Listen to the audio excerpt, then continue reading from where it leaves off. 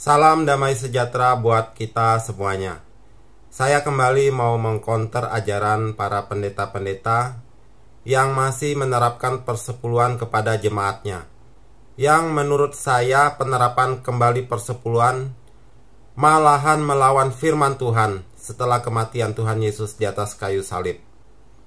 Nanti kita akan putarkan video di mana seorang pendeta yang khotbahnya malahan persepuluhan diterapkan juga ke anak-anak untuk diterapkan supaya dilakukan. Kedengarannya sangat rohani dari khotbahnya. Ajaran persepuluhan ini sudah terdoktrin kepada kita di pemahaman kita yang diajarkan oleh para pendeta-pendeta, sehingga kita pun mengiyakan karena kita menganggap itu sesuai dengan firman Tuhan. Memang ada diajarkan di perjanjian lama dan juga ada yang dikatakan Tuhan Yesus di perjanjian baru, yaitu di Matius 23 ayat 23. Celakalah kamu, hai ahli-ahli Taurat dan orang-orang Farisi, hai kamu orang-orang munafik, sebab persepuluhan dari selasi, adas manis dan jintan kamu bayar, tetapi yang terpenting dalam hukum Taurat kamu abaikan, yaitu keadilan, belas kasihan dan kesetiaan. Yang satu harus dilakukan dan yang lain jangan diabaikan. Jadi ayat ini banyak dipakai orang, hamba-hamba Tuhan, pendeta-pendeta yang mengesahkan bahwa persepuluhan itu masih tetap harus dilakukan karena ini adalah perkataan Tuhan Yesus. Dan dianggap paten perkataan Tuhan Yesus ini dan masih berlaku untuk selamanya. Nah, kalau sudah pemahaman seperti ini, sudah terdoktrin, kita sangat susah untuk mengubahnya. Makanya kesempatan ini saya mau mengubah pandangan Bapak Ibu saudara-saudari dan teman-teman semua sesuai dengan kebenaran firman Tuhan. Mungkin sekarang belum bisa diterima, tapi ke depan berjalannya waktu, kalau kita menggunakan akal budi kita, semoga pemahaman yang saya beberkan ini bisa menjadi pencerahan, pandangan baru mengenai persepuluhan.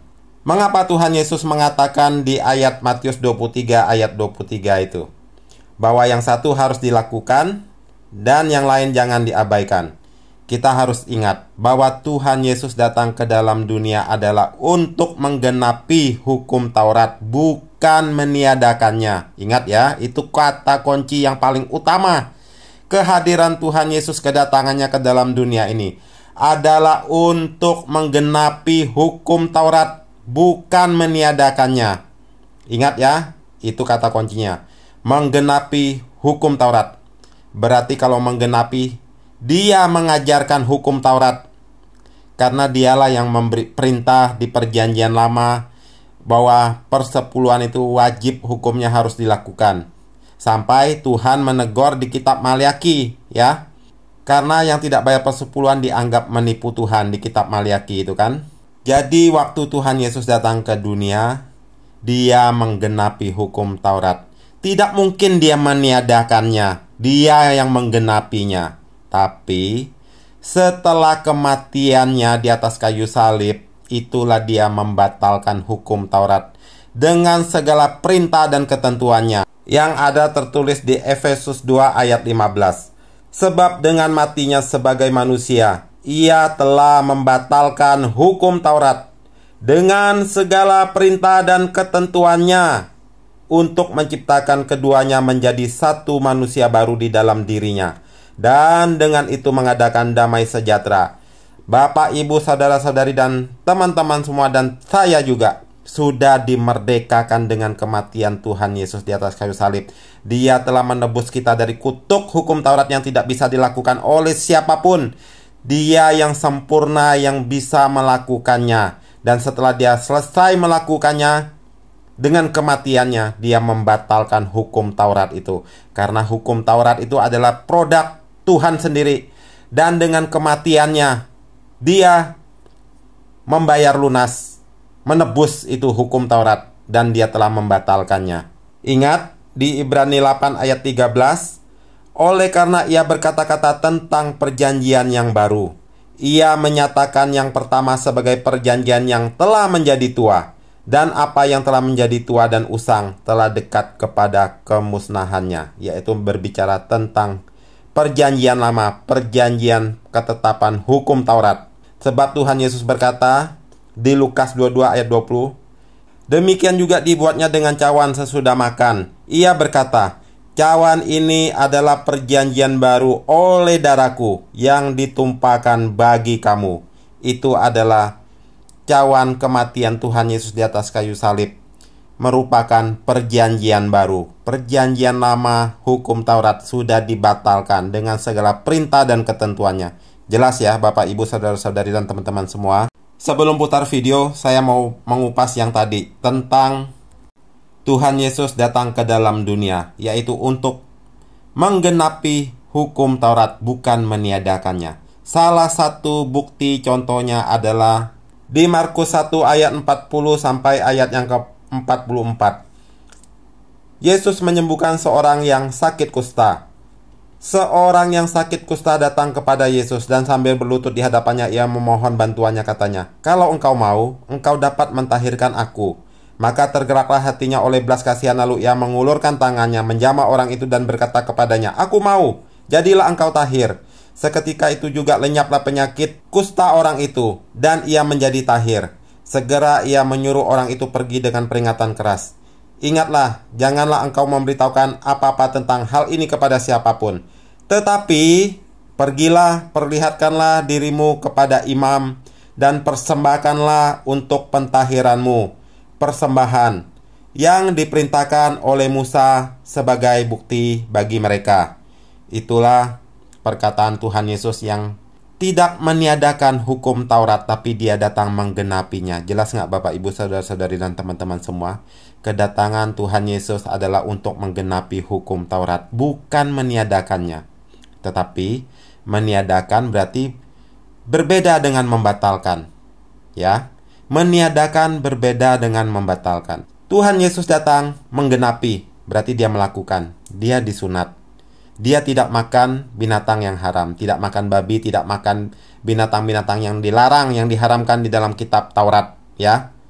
Tapi dengan kematiannya di atas kayu salib, dia membatalkan hukum Taurat dengan segala perintah dan ketentuannya. Tapi ada beberapa poin yang masih berlaku, yaitu di sidang Yerusalem, Kisah Para Rasul 15 itu. Salah satunya tidak boleh makan darah. Jadi terjawab ya, yang ayat Matius 23 ayat 23 itu, yang berkata tentang persepuluhan, yang Tuhan Yesus katakan, yang satu harus dilakukan dan yang lain jangan diabaikan, karena posisi Tuhan Yesus waktu itu belum mati di atas kayu salib.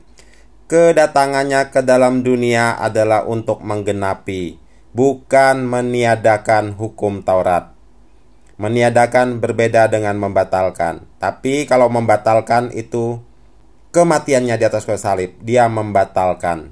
Dia membatalkan hukum Taurat dengan segala perintah dan ketentuannya. Sekarang kita setel video seorang pendeta yang mengajarkan bahwa anak-anak dimotivasi untuk memberi persepuluhan. Yang menurut saya persepuluhan saja dilakukan untuk orang dewasa saja telah melanggar firman Tuhan. Karena kematian Tuhan Yesus sudah membatalkan hukum Taurat itu, termasuk persepuluhan di dalamnya. Apalagi ini diajarkan kepada anak-anak. Persembahan persepuluhan tidak boleh dipersembahkan dengan maksud laba di dalam hati. Aku memberikan ini supaya engkau memberi aku kembali 31 kali ganda. No. Persembahan persepuluhan itu tidak perlu menodong Tuhan. Kita lakukan demi menyenangkan hati Allah. Kita kembalikan. Dari sejak kecil, anak-anak kami kalau terima barang, waktu kecil ice cream contohnya, setiap kali mereka mau makan pertama, saya selalu buka mulut saya sambil menunduk begini. Papa minta, bukan berarti saya nggak bisa beli. Dari kecil saya dan istri saya mendidik anak-anak untuk tidak punya roh cinta akan uang dan barang. Ketika mereka dapat angpauan, katakan setahun sekali dari om, tante, engkongnya, segala, mereka pisah-pisahkan uangnya. Selalu saya, mamanya, sisihkan 10%, mereka bawa ke gereja, mereka kembalikan kepada Tuhan. Saya ajari anak-anak saya dari kecil, perpuluhan bukan bicara soal 10%. Gaya hidup, tidak cinta money, tidak cinta barang, tidak cinta uang. Kedengarannya khotbahnya bagus ya, untuk mengajar supaya tidak cinta barang, tidak cinta uang. Tapi kenapa pendetanya yang cinta uang, cinta mamon itu? Sekarang ditanya, kalau anak-anaknya memberikan persepuluhan, dimotivasi kepada gereja, ada pendeta yang mengambil semua persepuluhan itu untuk dirinya sendiri. Bukankah itu kembalinya ke papanya juga, ke pendetanya itu, ya kan? Nah, sekarang memotivasi kepada orang tua jemaatnya supaya anaknya melakukan seperti yang dilakukan oleh pendeta tersebut, supaya anak-anak mereka juga kalau mendapat sesuatu, pemberian uang atau apa gitu, mungkin uang diberi tantenya, omnya, neneknya, atau siapa saja, mungkin dari orang tuanya kasih uang jajan, harus disisihkan 10% untuk diberikan kepada Tuhan katanya, untuk melatih kerohaniannya. Apakah melatih kerohanian yang baik itu selalu memberi persepuluhan ke gereja? Selalu larinya ke gereja, ke hamba Tuhan, yang kalau hamba Tuhannya itu mengambil semua itu persepuluhan, bukankah itu semuanya menjadi milik seseorang individu saja? Kenapa hamba Tuhan tidak pernah mengajarkan bahwa berilah persepuluhan kalau kalian misalkan mau menjalankan persepuluhan kepada orang luar yang susah hidupnya, kepada mungkin pemulung-pemulung atau anak-anak di bawah kolong jembatan? Kenapa larinya harus ke kantong pendetanya? Coba lihat ya, keanehan-keanehan pengajaran kalau udah berbicara uang, itu melampaui hukum Taurat. Di hukum Taurat saja tidak mengajarkan persepuluhan kepada anak-anak. Kayaknya saya belum pernah deh baca ada ayatnya anak-anak diwajibkan melakukan persepuluhan di zamannya hukum Taurat. Nah, sekarang di perjanjian anugerah ini, yang kata firman tadi, sudah dibatalkan hukum Taurat itu dengan kematian Tuhan Yesus di atas kayu salib dengan segala perintah dan ketentuannya. Tapi para pendeta itu tidak menemukan arti ayat ini. Segala pemahaman tentang kehadiran Tuhan Yesus dan kematiannya tidak dimengerti. Mereka masih mengkotak-katik perjanjian lama untuk mencari sesuatu yang bisa menguntungkan. Ya, mungkin kalau yang pendetanya sistemnya gaji bulanan, mereka malah mencela hamba-hamba Tuhan yang melakukan persepuluhan, mengambil semua itu persembahan persepuluhan dan persembahan-persembahan yang lain masuk kantong pribadinya. Dan mereka yang cuma bulanan mencela, mengatakan hamba Tuhan yang mengambil semua itu sebagai yang berdosa, yang salah. Tapi kenapa mereka juga melakukan persepuluhan walaupun mereka makannya sistem gaji? Bukankah semua kemampuan jemaat itu larinya juga ke gereja? Makanya saya bilang yang menjadi terang itu adalah lampu gerejanya. Jemaatnya sudah kehilangan terang kepada sekelilingnya. Bahkan ke orang tuanya saja pun sudah tidak ada terangnya. Karena lebih memperhatikan gereja, lebih memperhatikan pendetanya daripada orang tuanya sendiri. Kalau ke gerejanya, ke pendetanya selalu harus 10%. Tapi kalau orang tuanya belum tentu dia kasih. Karena kemampuannya juga mungkin nggak ada. Bagi yang hidup ekonominya susah, ya kecuali yang kaya-kaya gitu ya. Tapi kalau kehidupannya ekonomi yang susah, yang di bawah itu, buat dia sendiri aja susah, gimana mau kasih orang tuanya. Tapi kalau untuk ke gerejanya harus, wajib. Sebab ada ayat firman Tuhannya nih di Matius 15 ayat yang ketiga sampai ayat yang ke-9. Tetapi jawab Yesus kepada mereka, "Mengapa kamu pun melanggar perintah Allah demi adat istiadat nenek moyangmu? Sebab Allah berfirman, hormatilah ayahmu dan ibumu. Dan lagi, siapa yang mengutuki ayahnya atau ibunya pasti dihukum mati.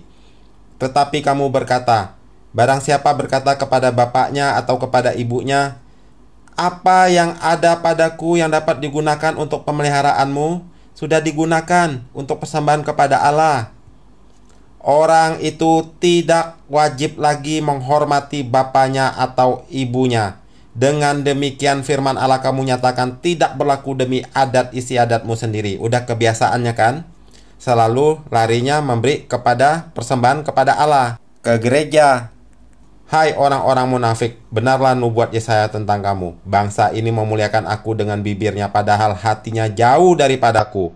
Percuma mereka beribadah kepadaku, sedangkan ajaran yang mereka ajarkan ialah perintah manusia. Perpuluhan itu adalah sebuah kebiasaan atau gaya hidup yang sangat baik buat kita semuanya. Dan ada orang tertentu yang mendebat hal itu harus berpikir bahwa kalau kita mau ikut perjanjian baru, ikuti kata-kata Tuhan tadi. Jual segala yang kau miliki, besar upahmu di surga. Kalau kita tidak mampu, jangan kita mengeluh 10% yang kita belajar kembalikan setiap bulan kepada Tuhan. Pertanyaannya, Pak Pendeta, tidak Pak Pendeta saja yang menjual seluruh harta milik Pak Pendeta dan mengikut Tuhan? Kenapa ayat itu dipakaikan untuk kepada jemaat? Bukankah itu adalah untuk orang yang melayani Tuhan? Kata Tuhan, ikut aku melayani. Seperti murid-murid itu, ikut Tuhan Yesus, tidak mencintai harta lagi. Mengapa ayat itu diputar balik seakan-akan itu berlaku untuk jemaat? Kenapa itu tidak digunakan untuk Pak Pendeta menjual seluruh harta milik bendanya itu? Jangan cinta mamon, ikut Tuhan, jual seluruhnya itu. Jangan malah dibalikkan supaya itu ayat berlaku kepada jemaat. Itu adalah kepada orang yang dipanggil Tuhan untuk mengikut dia dalam pelayanan. Makanya kalau udah berbicara tentang uang, firman Tuhan bisa diputar balik. Ya. Sekarang kita tanya.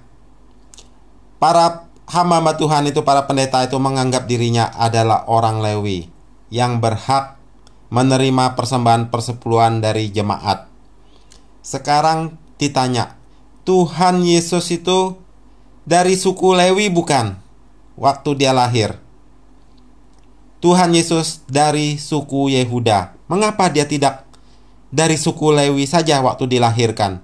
Meneruskan keimaman secara Lewi yang berhak menerima persembahan persepuluhan. Berarti Tuhan Yesus sudah membatalkan garis itu. Tapi para pendeta menganggap dirinya adalah suku Lewi yang berhak menerima persepuluhan dan masih menjalankan persepuluhan. Sedangkan Tuhannya saja bukan dari suku Lewi. Mengapa mereka menganggap mengotak-ngatik, mencari-cari seakan-akan mereka adalah orang Lewi yang berhak? Apa hubungannya? Sedangkan Tuhan Yesusnya saja bukan dari suku Lewi. Jika para pendeta itu mengajarkan persepuluhan masih tetap diberlakukan, ditanya, sebutkan di mana ayatnya para rasul itu, murid-murid Tuhan Yesus itu, setelah kematian Tuhan Yesus, mereka masih mengajarkan bahwa jemaat perlu memberi persepuluhan. Dan sebutkan di mana ayatnya bahwa para rasul itu menerima persembahan persepuluhan dari para jemaat setelah kematian Tuhan Yesus. Ada nggak ayatnya? Para pendeta yang mengajar persepuluhan adalah sudah terdoktrin dari pendahulu-pendahulu sebelumnya. Mereka hanya mengekor saja. Sedangkan kita tahu dari sejak zaman para rasul setelah kematian Tuhan Yesus, tidak ada ditemukan ayatnya bahwa para rasul itu mengajarkan masih perlu memberi persepuluhan, dan para rasul itu masih menerima persepuluhan itu. Kristen pecah di abad ke-16, yaitu Katolik dan Protestan. Dan perpecahan dari Katolik itulah yang sekarang banyak aliran-aliran yang membuat aliran-aliran baru. Sedangkan Kristen yang lama, Katolik, merujuk ke bawah sana, ke belakang, ke kisah para rasul. Sudah ditemukan polanya bahwa mereka tidak melakukan persepuluhan, yaitu di Katolik. Sampai sekarang mereka tidak melakukan persepuluhan. Tapi yang perpecahan itu, yang mendiri aliran sendiri, yang sekarang banyak aliran baru, mereka itu menjalankan persepuluhan. Sekarang kita mau mengcounter jika ada orang yang mengutip ayat firman Tuhan yang mengatakan, tidak satu titik iota pun dari hukum Taurat ditiadakan sebelum lenyap langit dan bumi. Yaitu di Matius 5 ayat 18. Karena aku berkata kepadamu, sesungguhnya selama belum lenyap langit dan bumi ini, satu iota atau satu titik pun tidak akan ditiadakan dari hukum Taurat sebelum semuanya terjadi. Apa arti ayat ini? Seperti yang saya sebut di depan tadi, ditiadakan berbeda dengan membatalkan. Ditiadakan artinya jangan dihilangkan, jangan dibuang. Ya, artinya itu. Hukum Taurat merujuk sejarah ketetapan Allah di perjanjian yang lama, dan itu tidak boleh dihilangkan atau ditiadakan, karena itu merupakan bukti jejak sejarah, jejak perjanjian Allah dengan manusia dalam hukum Taurat. Dan sampai Dia yang dijanjikan, yaitu Yesus Kristus Tuhan, yang mati di atas kayu salib, yang telah membayar lunas hukum Taurat itu. Dengan kematiannya, Dia telah membatalkan hukum Taurat dengan segala perintah dan ketentuannya. Jadi ada jejak sejarahnya sebelum Tuhan Yesus mengambil alih hukum Taurat itu dengan kematiannya. Dan Dia membuat perjanjian yang baru yang sah, berlaku. Contohnya seperti ini. Jika kita, Bapak, Ibu, saudara-saudari atau teman-teman semua, membeli sebuah rumah, dan rumah itu adalah milik orang, dan di akte sertifikat rumah itu tertulis nama pemilik sebelumnya, ya, ada jejaknya. Tidak sekonyong-konyong rumah itu menjadi milik kita, ada jejaknya. Dan kita sudah membayar lunas rumah itu, otomatis rumah itu berlaku menjadi milik kita. Ya, kita membatalkan kepemilikan, keberkuasaan pemilik pertama itu. Pemilik pertama itu tidak berhak lagi atas rumah kita itu, karena kita yang sudah membelinya. Tetapi pemilik pertama itu, pemilik rumah pertama itu, namanya jangan ditiadakan, jangan dibuang di sertifikat rumah itu, karena itulah jejaknya. Maksudnya seperti itu, bukan meniadakan, berbeda dengan membatalkan. Tapi kita yang sudah memiliki rumah itu sudah bayar lunas, otomatis kita membatalkan kepemilikan dia atas rumah itu, karena kita yang lebih berkuasa.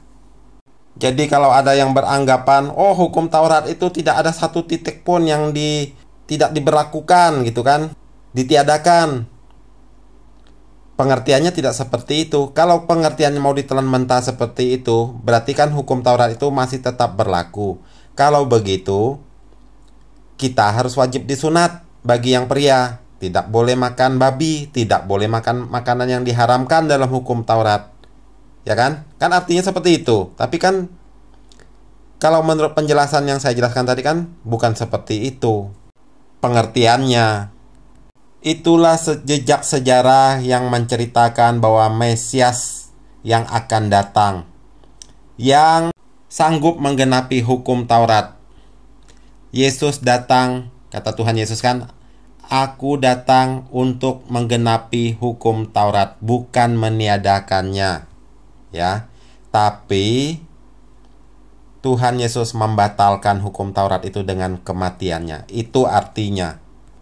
Jadi walaupun sudah dibatalkan, jangan dibuang, jangan ditiadakan. Seperti sertifikat rumah itu kan, pemilik pertamanya itu jangan dihapus, jangan dibuang, karena itu adalah bukti untuk penguat bahwa yang terakhir itu, yang sebagai pemilik yang sahnya itu tahu, maksudnya, oh jejaknya seperti itu. Yang pemilik terakhir, yaitu Tuhan Yesus, Dia sudah membayar lunas. Dia telah membatalkan hak dari pemilik pertama tadi, yaitu hukum Taurat itu. Dia sudah membatalkan hak segala kepunyaannya. Sekarang yang berkuasa itu adalah Tuhan Yesus. Dia telah membatalkan kepunyaan yang pertama itu, hukum Taurat itu, dan Dia telah memberi kemerdekaan, telah membebaskan kita dari kutuk hukum Taurat yang tidak sanggup dilakukan. Ingat keputusan sidang Yerusalem yang di Kisah Para Rasul 15 itu, yang membahas bagaimana ini orang-orang yang di luar Israel mau percaya kepada Tuhan Yesus, apakah mereka juga harus disunat? Nah, itu kan keputusannya di Kisah Para Rasul 15 ayat 10 itu. Kalau demikian, mengapa kamu mau mencobai Allah dengan meletakkan pada tengkuk murid-murid itu suatu kuk yang tidak dapat dipikul, baik oleh nenek moyang kita maupun oleh kita sendiri? Ini jelas nih. Jangan mencobai Allah dengan meletakkan pada tengkuk murid-murid itu suatu kuk yang tidak dapat dipikul, baik oleh nenek moyang kita maupun oleh kita sendiri. Itu artinya apa? Di kitab Maleakhi berbicara tentang persepuluhan. Dan Tuhan menegur karena dianggap menipu Tuhan karena tidak melakukan persepuluhan. Nah, hasil sidang Yerusalem ini menetapkan bahwa orang di luar Israel tidak perlu disunat. Sekarang makanya ditanya, lebih berat melakukan sunat apa melakukan persepuluhan? Kalau sunat, saya selalu bilang terus, sekali dipotong, selesai, berlaku seumur hidup. Tapi kalau persepuluhan, selama lu hidup, lu tetap harus bayar sampai lu mati. Jadi lebih berat melakukan sunat apa persepuluhan? Sedangkan di Kisah Para Rasul 15 ayat 10 ini bilang, jangan kita mencobai Allah dengan meletakkan pada tengkuk murid itu suatu kuk, suatu beban yang tidak dapat dipikul, baik oleh nenek moyang kita maupun oleh kita sendiri. Salah satunya itu adalah persepuluhan di kitab Maleakhi itu, yang Tuhan sendiri menegur bangsa Israel, kenapa menipu aku, yaitu tidak bayar persepuluhan. Orang Israel pun tidak sanggup melakukannya karena sampai ditegur Tuhan itu kan. Nah, sekarang kenapa persepuluhan masih diterapkan zaman kita ini? Setelah kematian Tuhan Yesus sudah jelas ayatnya. Sebab dengan matinya sebagai manusia ia telah membatalkan hukum Taurat dengan segala perintah dan ketentuannya. Tidak bisa diganggu-gugat itu ayat. Kalau kalian mau comot ayat sana, comot ayat sini untuk memberlakukan persepuluhan, silakan. Nanti kalian akan bertanggung jawab sendiri kepada Tuhan.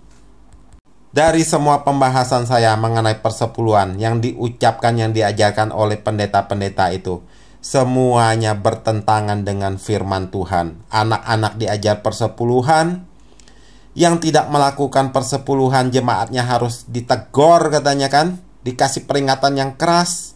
Seakan-akan ngikut Tuhan itu untuk bisa selamat itu selain dibaptis harus bayar persepuluhan deh. Kalau cuma dibaptis doang tidak bakalan bisa selamat, syaratnya itu loh. Selain dengan kehidupan kita ya. Jadi syarat yang mutlak itu kalau menurut pendeta itu harus selain dibaptis harus bayar persepuluhan ya. Nah, ini anak-anak diajar untuk bayar persepuluhan juga. Sedangkan di hukum Tauratnya aja tidak ada ditulis ayat-ayat yang mengenai mengajarkan anak-anak itu untuk bayar persepuluhan.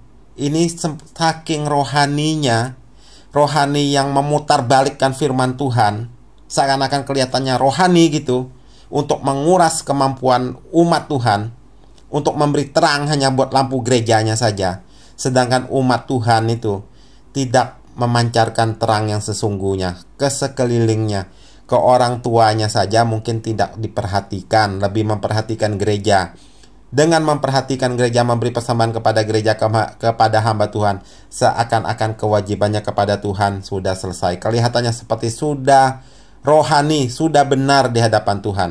Sedangkan pembahasan kita tadi, kita ingat Tuhan Yesus menegur itu.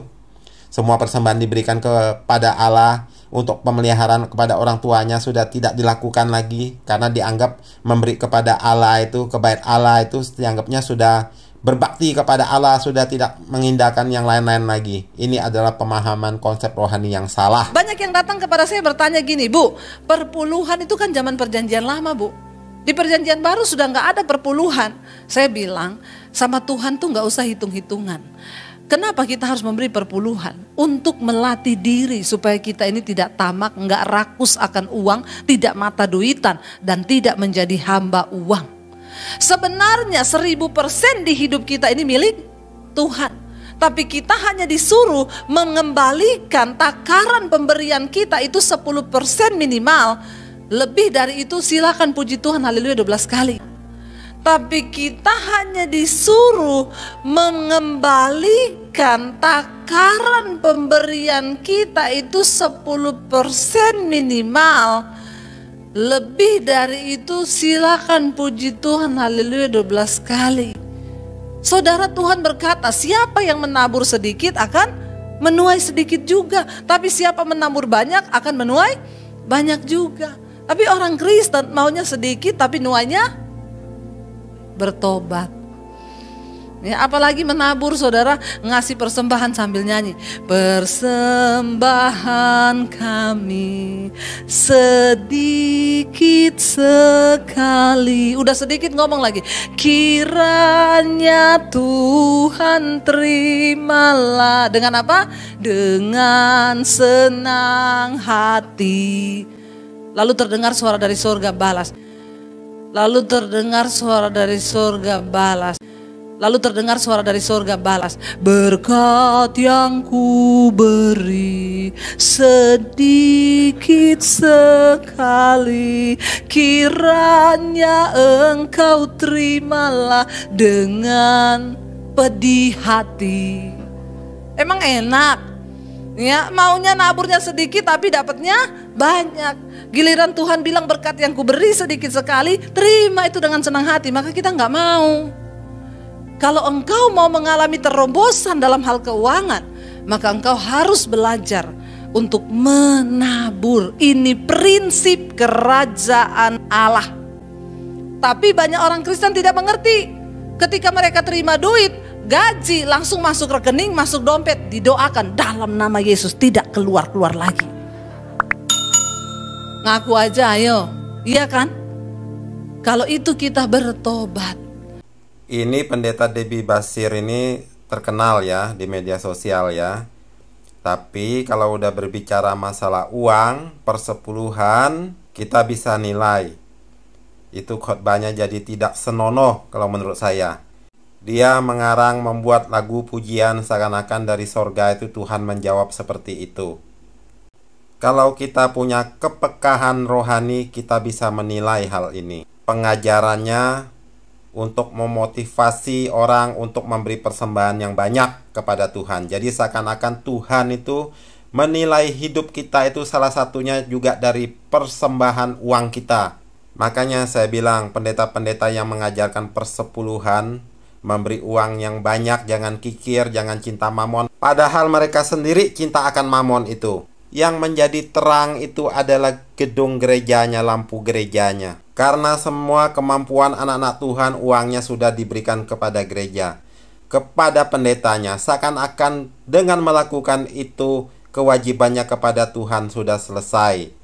Pendeta selalu mengajar jangan cinta mamon, jangan kikir kepada Tuhan, jangan cinta harta. Padahal mereka sendiri aja pengen mamonnya itu, cinta hartanya. Dari 10 tahun lalu saya sudah tahu emas itu akan naik.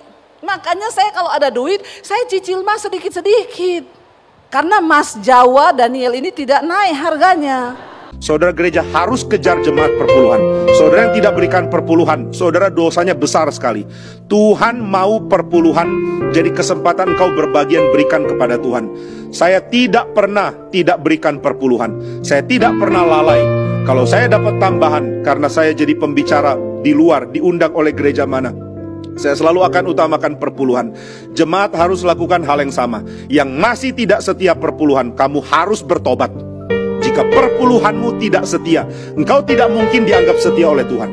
Tuhan mengukur bagaimana engkau perlakukan keuangan. Jadi ingat baik-baik, gereja harus menuntut jemaat berikan perpuluhan. Saya pikir kadang-kadang saya lupa tuntut orang berikan perpuluhan. Tapi ini harus. Kadang-kadang catatan perpuluhan harus dibaca oleh hamba Tuhan. Lalu diselidiki, mana yang belum berikan perpuluhan. Lalu harus ditegur. Kenapa mesti ditegur? Karena itu dosa. Saudara lihat ada orang berzina, langsung ditegur. Saudara lihat ada orang terlibat seks yang tidak beres, harus ditegur. Jemaat yang keuangan tidak beres, wajib ditegur. maka saya akan ketatkan ini. Saudara yang daftar namanya memberikan perpuluhannya sangat tidak setia, kami akan tegur. Kami akan berikan peringatan kalau perlu. Tapi saudara harus tahu, perpuluhanmu tidak dikelola oleh pendeta. Perpuluhanmu tidak dikelola oleh nyonya pendeta. Perpuluhanmu dikelola oleh bendahara yang bertanggung jawab kepada sinode. Sinode menuntut laporan ketat. Kamu uangnya dikemanakan? Nah, ini sangat-sangat dipertanggungjawabkan. Maka gereja yang baik, yang hamba Tuhannya bersih keuangannya, wajib menuntut jemaat setiap perpuluhan. Tapi gereja yang tuntut jemaat setiap perpuluhan karena perpuluhannya mau memperkaya pendeta, ini gereja yang harusnya tutup. Katanya kalau tidak kasih perpuluhan, keturunan kita dikutuk. Ngaco itu pendeta. Jangan dengar. Nggak ada orang nggak memberi perpuluhan kena kutuk. Itu pendeta setan itu, dalam nama Yesus. Cepat keluar dari gereja yang mengatai seperti itu. Maaf. Bahkan ada gereja pendetanya berani berkata, kalau kamu nggak memberi perpuluhan masuk neraka. Wih, ngeri. Saya mau katakan kepada saudara, Tuhan nggak pernah butuh duit kita. Saya ulangi, Tuhan nggak pernah butuh duit kita. Dia punya segala-galanya. Yang butuh duit itu para pendeta yang mata duitan itu. Maaf. Tapi saya heran, kok masih banyak jemaat yang mau dibodohi oleh pendeta-pendeta yang duit terus khotbahnya. Hari ini stop, saudara. Bicara. Kalau persepuluhan tidak lagi berlaku, lalu bagaimana kita memberi kepada Allah dengan prinsip yang seperti apa? Gitu ya. Coba silakan 2 Korintus 9 ayat 7 dan 8. Jadi sikap kita sekarang orang Kristen di mana persepuluhan lagi sudah tidak berlaku karena keimamatan kita bukan lagi keimamatan Lewi melainkan keimamatan Kristus, maka dalam hal memberi kita harus memberi dengan kerelaan hati, memberi dengan sukacita. Jadi berapapun yang kamu berikan kepada Tuhan, berikanlah itu sebagai ucapan syukurmu dan rasa sukacitamu. Jadi tidak diatur lagi nih berapa persen, itu tidak berlaku. Jadi berilah kepada gereja, berilah kepada hamba Tuhan, berilah kepada siapapun yang kamu mau beri dengan kerelaan hatimu. Berapa yang kamu sanggup mau berikan, berapa yang rela kamu mau berikan. Roh Kudus akan memimpin kita untuk memahami kebenaran firman-Nya dan supaya kita bisa hidup di dalamnya. Tuhan Yesus memberkati kita semua. Amin.